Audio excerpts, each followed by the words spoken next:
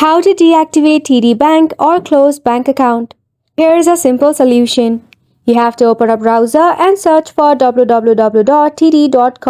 Once you are here, go ahead and tap on the help and support feature of TD Bank. Then in the search bar, search for how do I close a bank. Now here are some of the methods that you can go ahead and give it a try.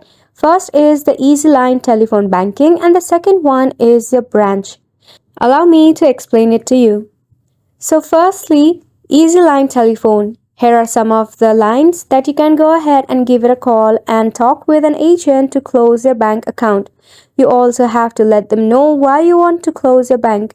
You have to submit some type of verification, preferably citizenship and a SSN number, so that it can verify that it is really you.